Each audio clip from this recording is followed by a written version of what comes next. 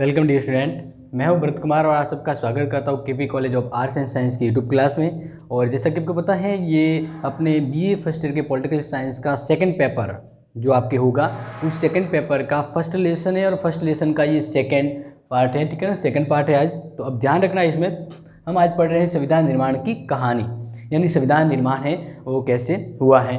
तो अब ये इससे पहले आपको मैंने इससे जस्ट जो पहले वाला वीडियो था उसमें ये बताया था कि संविधान सभा है उसकी अवधारणा, यानी उसका उदय कैसे हुआ और विकास कैसे हुआ। ठीक है ना, तो ये हमने पढ़ा था। आज हम पढ़े संविधान निर्माण की कहानी। तो ध्यान रखना है आपको कि जैसे आपको पता होगा, जुलाई 1946 में क्या हुआ था। जुलाई 1946 में संविधान सभा है, ठीक है ना, उसका निर्वाचन हो गया था। किसका निर्वाचन हो गया था? संविधान सभा का।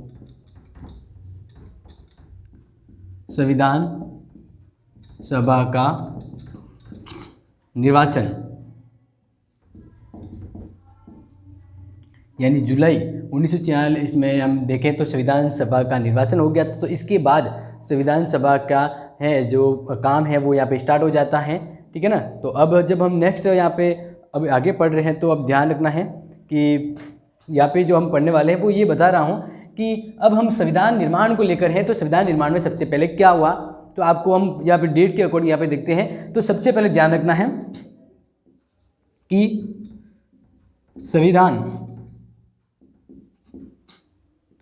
संविधान निर्माण हेतु ध्यान रखेंगे संविधान सभा की पहली बैठक, संविधान सभा की पहली बैठक ये प्रश्न आता रहता है एग्जाम में कि भाई संविधान सभा की पहली बैठक कब हुई। पहली बैठक तो आपको ध्यान रखना है 9 दिसंबर 1946 को संविधान सभा की पहली बैठक हुई। ठीक है ना, पहली बैठक संविधान सभा की संविधान बनाने के लिए जो बैठक होती थी, तो पहली बैठक हुई थी 9 दिसंबर 1946। अब नेक्स्ट आपको ध्यान रखना इसके बाद जो मैं आपको बता रहा हूँ वो कि इस पहली बैठक में संविधान सभा के अस्थायी अध्यक्ष, ठीक है ना, ये ध्यान रखना है कि संविधान सभा के अस्थायी अध्यक्ष थे पहली बैठक में। पूर्णतः स्थायी नहीं बने तो अस्थायी जो अध्यक्ष थे उस अध्यक्ष का नाम आपको याद रखना है। अध्यक्ष का नाम है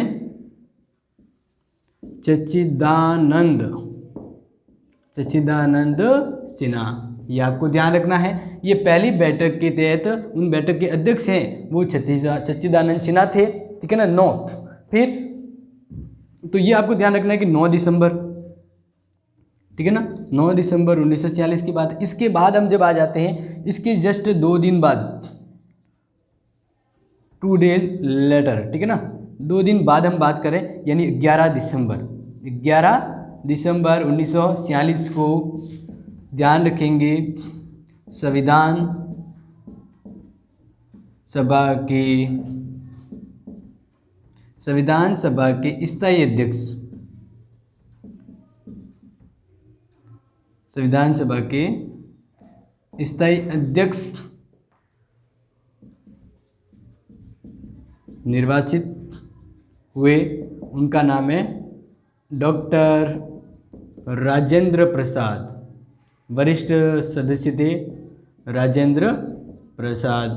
तो ये भारतीय संविधान सभा के स्थायी अध्यक्ष चुने गए। आपको ये ध्यान रखना है। इसके जस्ट बाद आपको ध्यान रखना है कि इसके जस्ट 2 दिन बाद यानी 13 दिसंबर, कब? 13 दिसंबर 1946 को संविधान सभा में, ये एक वेरी इंपॉर्टेंट और ये प्रश्न आता रहता है, तो आपको यहाँ पे ध्यान रखना है कि 13 दिसंबर 1946 की क्या एक विशेष घटना है। तो आप ध्यान रखेंगे कि संविधान निर्माण की दिशा में सबसे पहला कदम उद्देश्य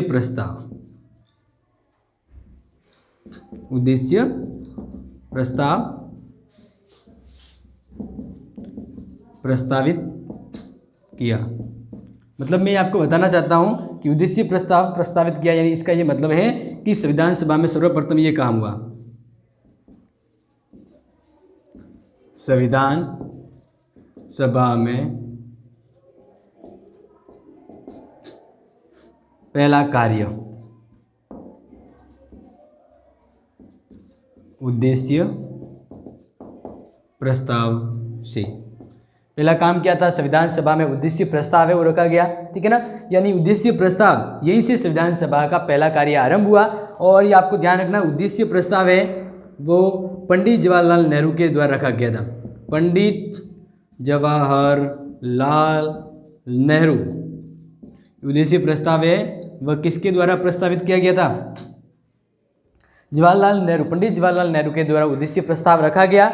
और आप ध्यान रखेंगे उद्देश्य प्रस्ताव रखा गया जिसमें कहा, पंडित नेहरू जी ने कहा कि मैं आपके सामने जो प्रस्ताव प्रस्तुत कर रहा हूँ उसमें हमारे उद्देश्यों की व्याख्या की गई है कि हमें हमारे संविधान के तहत क्या अपेक्षा, क्या उद्देश्य रखते हुए हम उसमें सफल हो जाएं।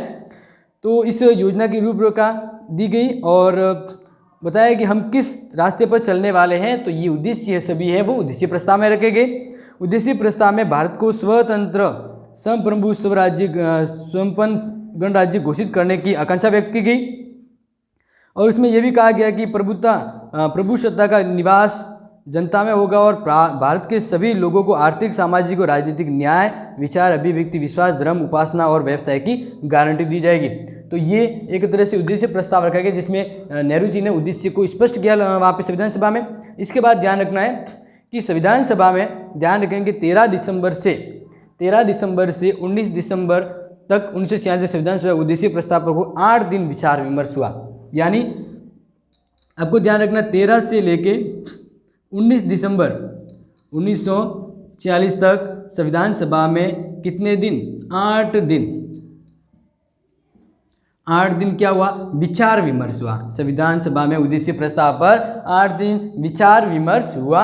इसके उपरांत आपको ध्यान रखना है कि जब उद्देश्य प्रस्ताव अच्छे से डिस्कस हो गया उसके बाद सभी ने अपनी स्वयं सहमति से 22 जनवरी 1947 को जो उद्देश्य प्रस्ताव है उसको सभी ने सर्वसम्मति से इस प्रस्ताव को पास किया।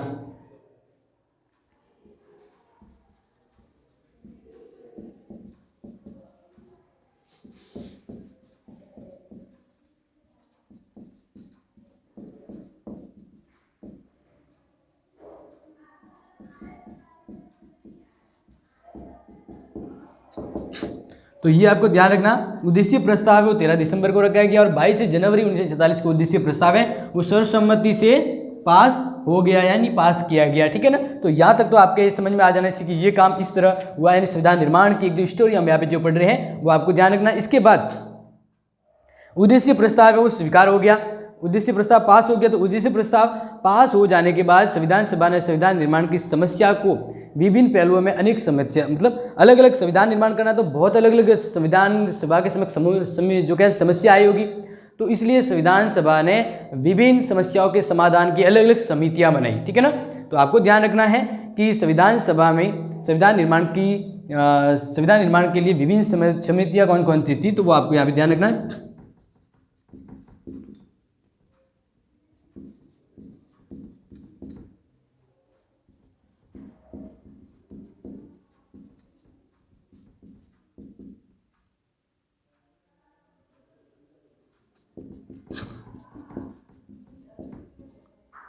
संविधान निर्माण से समितियाँ। ठीक है ना। तो ये आपको यहाँ पे ध्यान रखना है। ये तो कंटिन्यू है जो हम यहाँ पे बढ़ रहे थे, इसको यहाँ पे आपको अलग समझना। अब यहाँ पे संविधान निर्माण संबंधी जो समितियाँ हैं, टोटल जो समितियाँ यानी संविधान के विविध पक्षों पर विचार करने के लिए अलग अलग समितियाँ बनाई गई। तो जो कुछ प्रमुख समितियाँ हैं, हम यहाँ पे प्रमुख समितियों की बात करेंगे। प्रमुख समितियाँ जो हैं, जो पहली समिति जो थी वो थी संघ संविधान समिति। पहली समिति का नाम है संघ संविधान समिति। और दूसरी समिति का नाम है प्रांतीय संविधान समिति। प्रांतीय संविधान समिति। तीसरी जो संविधान निर्माण के संदर्भ में समिति जो बनाई गठित की गई वो तीसरी समिति संघ शक्ति समिति। तीसरी समिति का नाम है संघ शक्ति समिति। संघ शक्ति समिति। ठीक है। और चौथी समिति का जो नाम है वो आपको ध्यान रखना, मूल अधिकार अल्पसंख्यक आदि से संबंधित समिति। मूल अधिकारों अल्पसंख्यकों से संबंधित समिति। और पांचवी जो समिति है वह ध्यान रखना है प्रारूप समिति, जो इम्पोर्टेंट थी सबसे, प्रारूप समिति। यानी वैसे तो बहुत सारी समितियां थी, ठीक है ना, बहुत सारी अलग अलग समितियां थी, लेकिन हम यहाँ पे कुछ समितियों को ही मैंने यहाँ पे आपके सामने नोट किया जो एग्जाम में लगभग आपको पूछे। संविधान समितियों के बारे, संविधान के निर्माण के लिए जो समितियाँ गठित की उन समितियों के नाम बताइए, तो आपको प्रमुख रूप में इन समितियों का जिक्र करना है। अब इसमें भी मैं आपको सिर्फ प्रारूप समिति के बारे में थोड़ा सा समझाऊंगा, तो ये ध्यान रखना, ये जो समितियाँ हैं वो संविधान के विविध पक्षों के निर्माण के लिए इन समितियों को काम दिया गया, ठीक है ना। तो ये इस संविधान से जुड़ी हुई समितियाँ इससे संबंधित है, तो ये आपको ध्यान रखना है। मेरे हिसाब से ये बहुत ही इंपॉर्टेंट है जो मैंने आपके बोर्ड के यहाँ पे आपके सामने जो लिखा है। तो मैं ये जो वीडियो देख रहे हैं, जो इसको समझ रहे हैं, तो मैं ये उनसे कहना चाहता हूँ कि एक बार आप इसका स्क्रीनशॉट ले लें, क्योंकि इसमें से एग्जाम में ज़रूर प्रश्न पूछा जाता है। तो आपको स्क्रीनशॉट ले लें, क्योंकि ये एक महत्वपूर्ण है जो आपके सामने नोट्स की तरह रह जाएगा आपके। और इसके बाद हम नेक्स्ट जो आगे स्टार्ट कर रहे हैं वो मैं आपको बताता हूँ प्रारूप समिति के बारे में। तो देख लीजिए, जब आपने ये नोट कर लिया है तो हम आगे देखते हैं।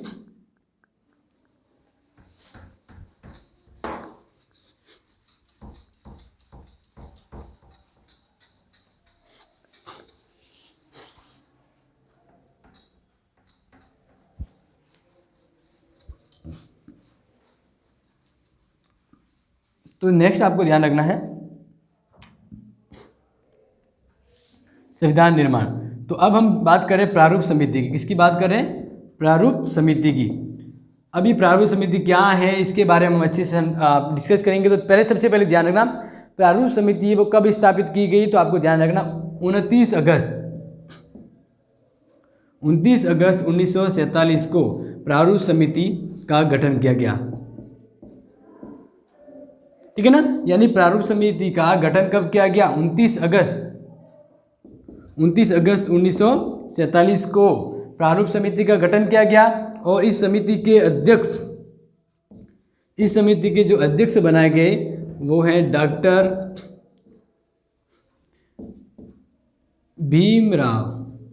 भीमराव अंबेडकर।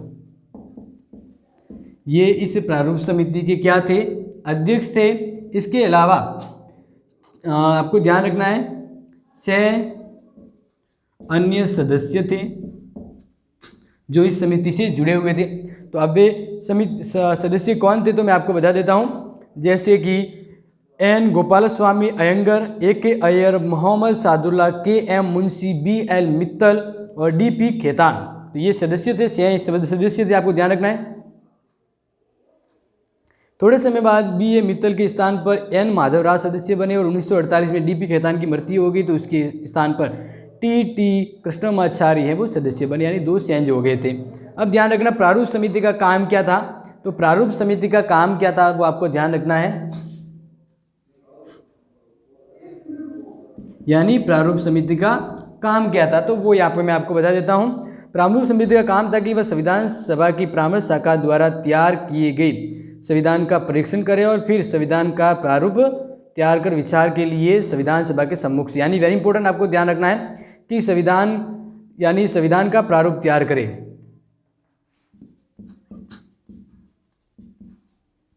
संविधान का प्रारूप तैयार कर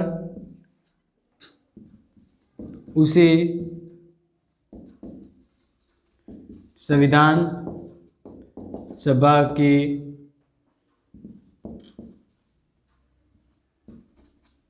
सम्मुख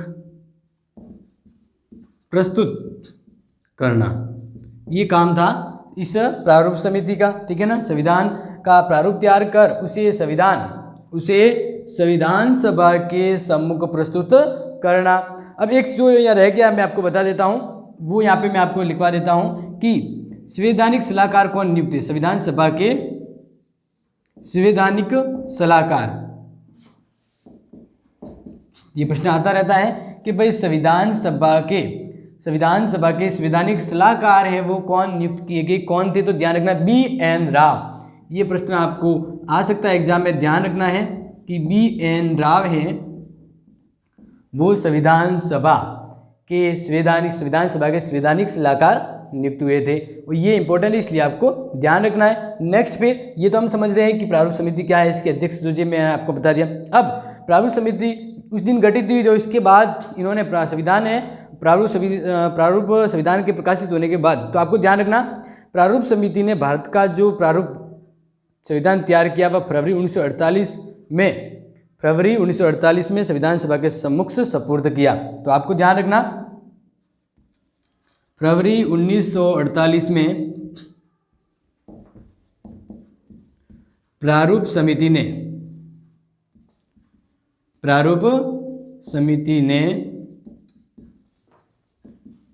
संविधान सभा के सम्मुख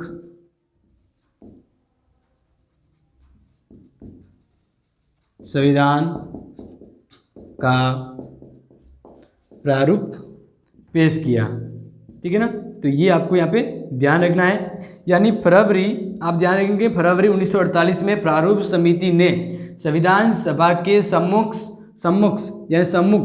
संविधान का जो प्रारूप जो तैयार किया था वो फरवरी 1948 में संविधान सभा के समक्ष यानी सम्मुख है वो पेश किया। तो ये आपको ध्यान रखना है, सम्मुख का प्रस्तुत किया। और प्रारूप समिति ने भारत का जो प्रारूप तैयार किया था फरवरी 1948 संविधान सभा के अध्यक्ष को संविधान सभा के समक्ष प्रस्तुत किया या पेश किया। किसके सामने? अध्यक्ष के। ये वेरी इंपॉर्टेंट, आपको ध्यान रखना, अध्यक्ष के समक्ष सम्मुख का संविधान का प्रारूप पेश किया।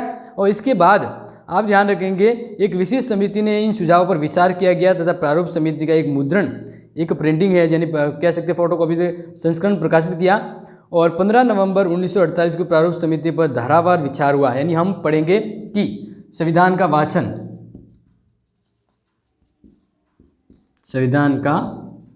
यानी संविधान को पूरी तरह से कह सकते हैं कि पूरी तरह से हम ये मान सकते हैं कि संविधान पूरी तरह से बना, तो उससे पहले उस पर विस्तार रूप में विचार विमर्श हुआ है। और संविधान सभा ये प्रारूप समिति ने जो संविधान सभा का जो प्रारूप पेश किया उस पर अलग अलग धाराओं पर अलग अलग विचार हुआ। यानी संविधान सभा में उस संविधान के प्रारूप पर विचार विमर्श हुआ यानी वाचन किया गया। तो ध्यान रखना है कि संविधान सभा का वाचन यानी पहला वाचन हम यहाँ पे कहेंगे संविधान का प्रथम वाचन। तो आपको ध्यान रखना है संविधान का जो प्रथम वाचन है वह 15 नवंबर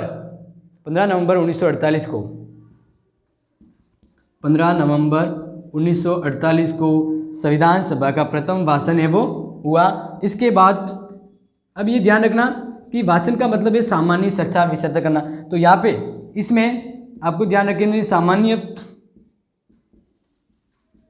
विचार, प्रथम वाचन में क्या हुआ? सामान्य विचार विमर्श हुए। ठीक है ना, ये आपको ध्यान रखना है। प्रथम वाचन में संविधान पर सामान्य विचार विमर्श हुए। इसके बाद जो द्वितीय वाचन हुआ, द्वितीय वाचन थोड़ा इंपॉर्टेंट था क्योंकि इसमें संविधान के अंतर्गत जितनी भी धाराएं या जो बातें लिखी उन सभी पर बारी बारी से विषयवार चर्चा हुई। तो इसलिए आपको ध्यान रखना है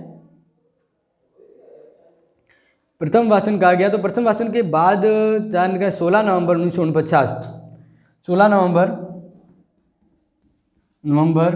1949 को यानी इस दिन संविधान सभा के द्वारा संविधान का द्वितीय वाचन समाप्त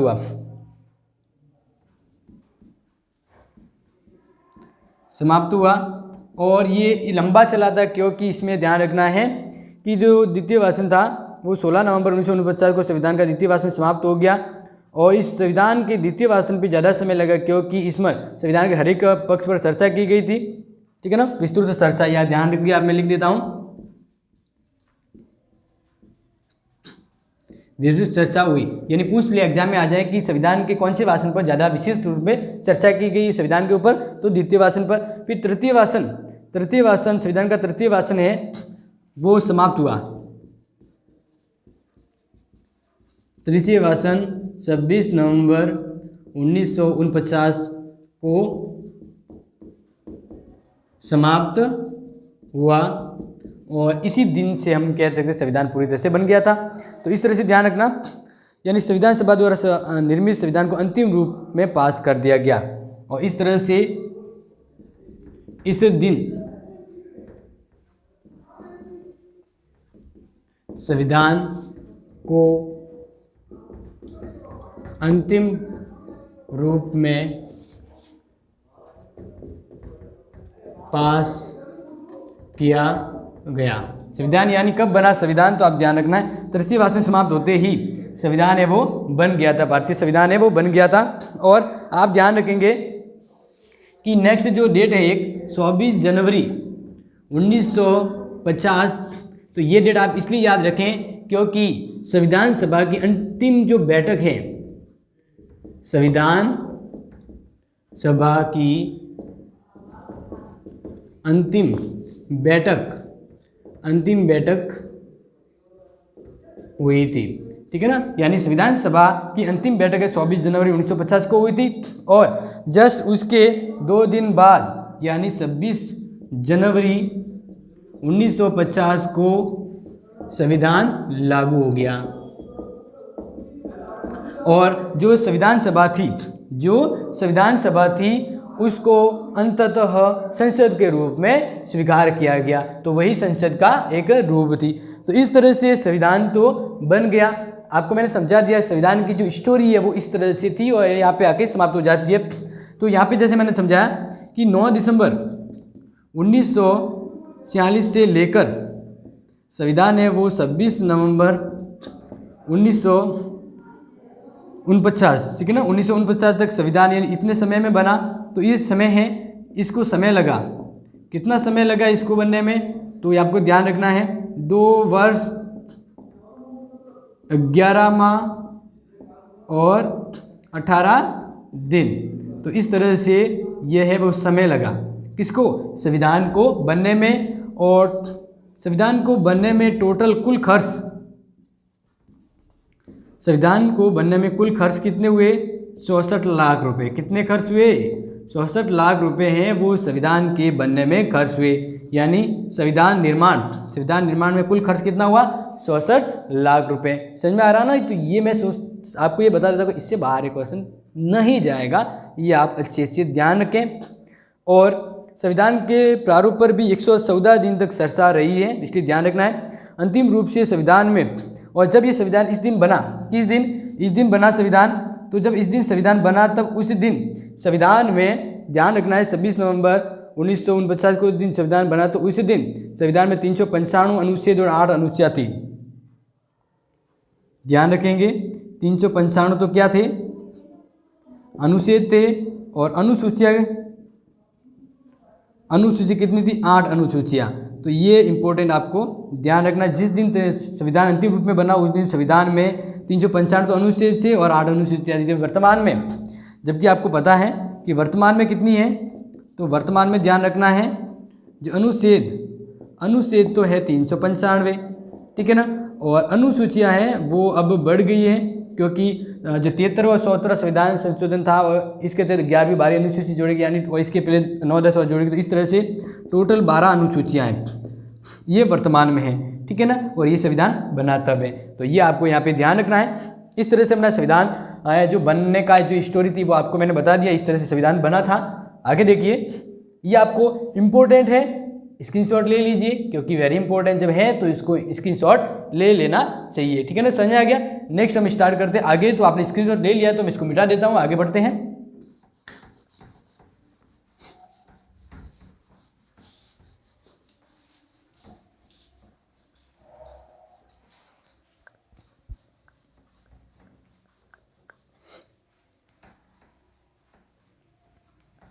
और आपको ध्यान रखना है कि इससे बार आपके एग्जाम में कोई प्रश्न नहीं आएगा। जब आपने अगर ये वीडियो अच्छे से देख लिया है तो आपको ये ध्यान रखना है कि इससे बार कोई भी आपके एग्जाम में क्वेश्चन नहीं जाएगा। इस लेसन से, ये जो लेसन है इस लेसन से बार कोई नहीं जाएगा, ये आपको ध्यान रखना है, ठीक है।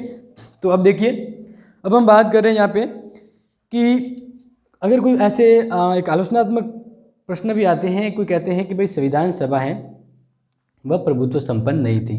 तो ये ध्यान रखना है कि संविधान सभा है वो प्रभुत्व संपन्न थी, क्योंकि जब संविधान बन रहा था तो संविधान में जो प्रतिनिधि हैं वो उन लोगों के जनता के द्वारा चुने हुए प्रतिनिधि थे, तो पूरी रूप में वो स्वतंत्र रूप में संविधान के निर्माण में सहयोग किया था।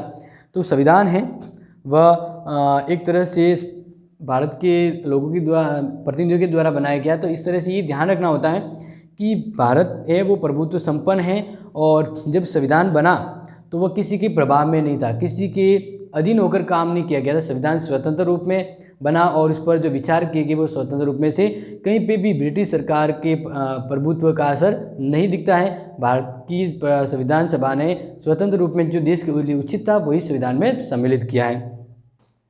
तो अब इस तरह से ध्यान रखना है। नेक्स्ट हम जब बात करें कि संविधान सभा एक प्रतिनिधि संस्था थी क्या, कोई पूछते कि भाई संविधान सभा वो प्रतिनिधि संस्था नहीं थी, क्यों? क्योंकि बहुत से लोगों को प्रतिनिधित्व नहीं दिया गया था। मतलब आज जैसे आप समझते हैं वोटिंग देने का जो अधिकार होता है, 18 वर्ष की आयु होने पर सभी को वोट देने का अधिकार होता है, लेकिन संविधान सभा बन रही थी तो उसमें प्रतिनिधियों को सुना जाना था, तो सभी को मत देने का अधिकार तो नहीं था। व्यवस्था ऐसी कर दी गई थी कि 10 लाख जनसंख्या पर एक प्रतिनिधि है वो चुनकर संविधान सभा में जाएगा। तो इसलिए ये एक जरूर आलोचना है कि संविधान सभा है उनके जो प्रतिनिधि हैं, ठीक है ना, वह पूरी तरह से हम ये कह सकते हैं कि संविधान सभा थी वह प्रतिनिधित्व सभा नहीं थी, क्योंकि बहुत से लोगों को, समुदाय को संविधान में प्रतिनिधित्व, संविधान सभा में प्रतिनिधित्व मिला ही नहीं था। ये आलोचना जरूर है इसकी, तो इसको ध्यान रखना है। नेक्स्ट अब हम ध्यान रखें, मैं आपको एक बता देता हूँ जैसे इम्पोर्टेंट है। तो अब ध्यान रखना है कि संविधान जो सभा है वह ज़्यादा ऐसी लैंग्वेज है कि वो वकीलों के, कोई कहते हैं कि भाई संविधान सभा ऐसी एकदम क्रिटिकल शब्दों का प्रयोग किया गया है कि इसमें आम साधारण लोग समझ नहीं पाते, सिर्फ वकील लोग हैं उनके लिए ये संविधान है वो स्वर्ग की तरह होता है। तो ये बात भी सही है। अब नेक्स्ट हम यहाँ पे समझ रहे हैं वो है संविधान निर्माण में निर्णय लेने की प्रक्रिया।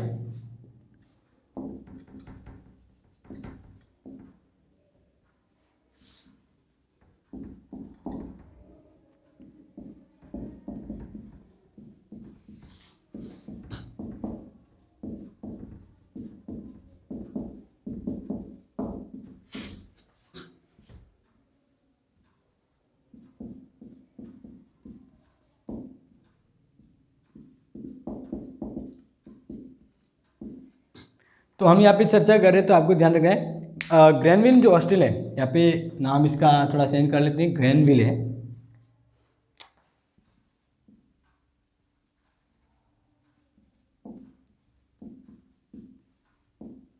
ठीक है ना। ग्रैनविल ऑस्टिन ने कहा कि भाई भारतीय संविधान का निर्माण है वह किस तरह से हुआ, ठीक है ना। हुआ वो तो पता है, लेकिन संविधान निर्माण क्या क्या है, तो इसमें संविधान में जो निर्णय लिए गए वो कैसे लिए गए, किस प्रक्रिया के द्वारा लिए गए। तो सबसे पहले ध्यान रखना है संविधान निर्माण में निर्णय कैसे लिए गए। तो पहला तरीका जिस तरह से संविधान बना है, जो पहला तरीका था वो था सहमति से निर्णय।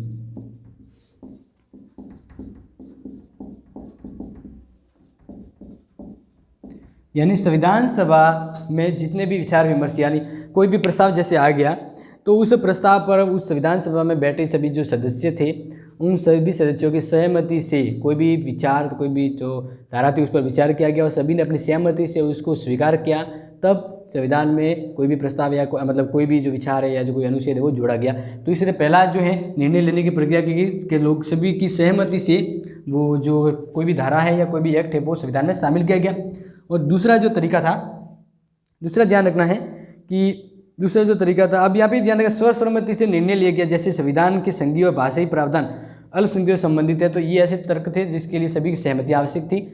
और ग्रैनविल ऑस्टिन ने तो कहा था कि संविधान सभा में एकता का वातावरण, आदर्शवादिता का वातावरण और राष्ट्रीय उद्देश्य की विद्यमानता उद्देश्य, ये कुछ मतलब संविधान के निर्माण के भाव सब सम्मिलित थे लोगों में, तब संविधान निर्माण बहुत ईजी से हो गया था। दूसरा जो तरीका है संविधान निर्माण में निर्णय लेने की प्रक्रिया का, तो वह समायोजन का सिद्धांत।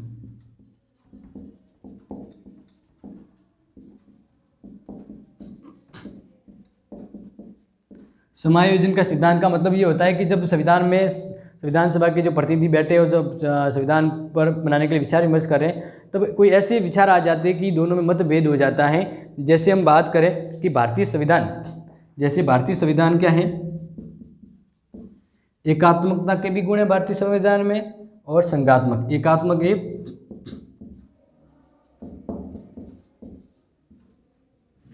संघात्मक शासन या व्यवस्था के बीच समन्वय। यानी जब एकात्मक और संघात्मक दोनों विपरीत हैं, यानी एक तो कि भाई शक्ति है केंद्रीकरण शक्ति, यानी केंद्र को ज़्यादा महत्वपूर्ण भूमिका दी जाए तो इसमें राज्य का अस्तित्व नहीं रहता, और दूसरा संघात्मक यानी राज्य का भी महत्व होगा और केंद्र का भी होगा। इस तरह से भारत में ये दोनों विपरीत व्यवस्था हैं, लेकिन भारत में इन दोनों की व्यवस्थाओं को अपनाया गया, दोनों की व्यवस्थाओं को शामिल किया गया है। इसलिए जब ऐसे कोई विचार जब संविधान सभा के समक्ष सदस्यों के समक्ष आते हैं तो विवाद होता है, लेकिन फिर भी भारतीय संविधान सभा ने समायोजन किया, जब ऐसी कोई विचारधारा उसमें समन्वय किया, समायोजन किया और दोनों ही महत्वपूर्ण विचारों को भारतीय संविधान में शामिल किया गया है। और तीसरा परिवर्तन के साथ चयन की कला। तीसरा जो था परिवर्तन के साथ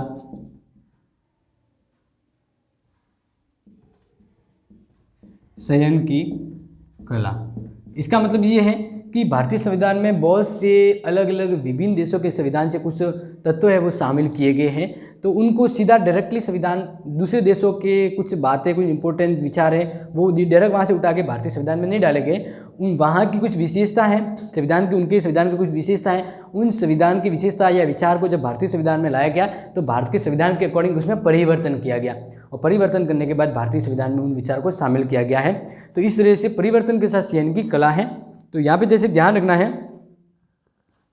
कि संविधान निर्माता अच्छे और व्यवहारिक संविधान का निर्माण करना चाहते थे, अतः उन्होंने विदेशी संविधान की उन धारणाओं और व्यवस्थाओं को भी अपने संविधान में अधिग्रहण किया जो देश में सफल रही, भारत की परिस्थितियों के अनुकूल थी। ठीक है ना, तो दूसरे देशों के संविधान से कुछ अनुकूल विचार भारत के संविधान में शामिल किए, लेकिन वह अपने देश के अकॉर्डिंग उसमें कुछ परिवर्तन किया, फिर उसको अपने देश के संविधान में सम्मिलित किया। तो इसलिए परिवर्तन के साथ चयन की कला है वो भारतीय, यानी आपको ध्यान रखना संविधान निर्माण में निर्णय है वो इन तीन तरीके से लिए गए, सहमति से निर्णय, समायोजन का सिद्धांत और है परिवर्तन के साथ चयन की कला। तो ये तीन तरीके से जिसके तौर पर भारतीय संविधान के अलग अलग विचार के ऊपर चर्चा की गई और संविधान में तत्व शामिल किए गई। तो इस तरह से भारतीय संविधान के निर्माण में न केवल व्यवहारिक दृष्टिकोण बल्कि निश्चित रूप से श्रेष्ठ प्रक्रिया को अपनाया गया था भारतीय संविधान को बनाने में। तो अब ये जो लेसन है, फर्स्ट लेसन अपने सेकंड पेपर का फर्स्ट लेसन, वो यहीं पे समाप्त होता है। इससे संबंधित आपको कोई कंफ्यूजन है, डाउट है कि सर मुझे समझ नहीं आया ऐसा कुछ, तो आप कमेंट बॉक्स में मेंशन कर सकते हैं। और लाइक और कहने का मतलब ये बहुत अच्छा लगा है तो इसको ज़रूर शेयर करें। और दूसरा आपको ध्यान रखना है कि ये जो एंड तक देखा है, तो एक और इम्पोर्टेंट बता देता हूँ कि मेरा एक अलग से यूट्यूब चैनल है me and my YouTube classes, वो ज़रूर सर्च करें और उसमें भी बाकी आपके पॉलिटिकल थिंक से जुड़े कुछ अलग अलग जो पॉइंट है या कह सकते हैं एग्जाम से रिलेटेड ज़्यादा हैं वो उस वीडियो में आपको मिल जाएंगे। तो अब ये ध्यान रखना है कि इससे संबंधित कुछ भी का डाउट है तो कमेंट बॉक्स में मेंशन कर दें। तब तक आपको ध्यान रखना है, नेक्स्ट वीडियो नेक्स्ट लेसन का होगा, तब तक कोई भी कन्फ्यूजन है तो अपना जो क्वेरी है वो सबमिट कर सकते हैं। Thank you and have a nice day.